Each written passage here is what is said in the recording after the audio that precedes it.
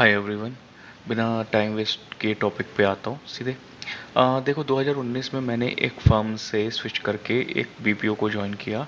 कुछ देर कुछ दिन काम करने के बाद 1-2 महीने मेरा एक ऑब्जर्वेशन था कि फ्लोर पे इतने सारे लोग हैं लेकिन 40 अबव वाले लोग काफ़ी कम नज़र आते हैं। बहुत ही रेयरली नज़र आते हैं। जो नज़र आते हैं वो सीनियर मैनेजर की पोजीशन पे होते हैं या उससे ऊपर की पोजीशन पे होते हैं।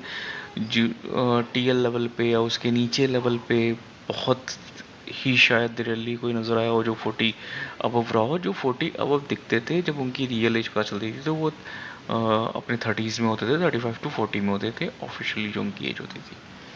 तो मेरा ये क्वेश्चन था उस समय दिमाग में, जो मैं यहाँ पे भी पूछना चाहता हूँ आप लोगों से, अगर स्पेशली कोई एचआर में है तो वो ये कि क्या 60 साल की रिटायरमेंट एज एक कॉर्पोरेट जॉब में मिथ है?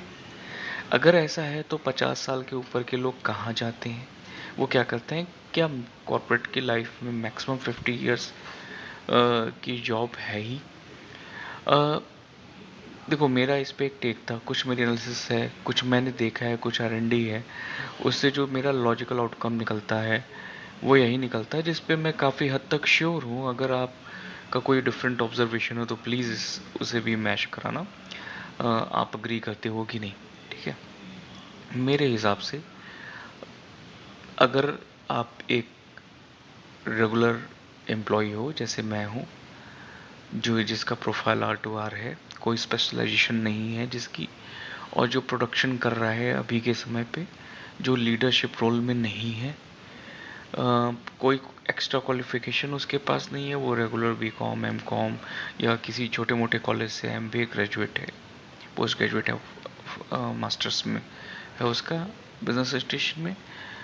तो अगर वो ऐसे ही चलता रहता है और वो कोई भी न्यू स्किल सेट अपने में नहीं करता है, कोई ऑटोमेशन खुद नया स्किल सेट लर्न नहीं करता है, कोई ऑटोमेशन पावर बीआई या ऐसे भी है ना वगैरह पे कुछ लर्निंग नहीं है उसकी, तो मेरे को लगता है कि आप आउटडेटेड हो जाओगे समय के साथ। और 50 इयर्स के बाद आपके लिए शायद जॉब नहीं बचेगी इस लेवल की कॉर्पोरेट में, जिस लेवल की कॉर्पोरेट में अभी काम कर रहे हो।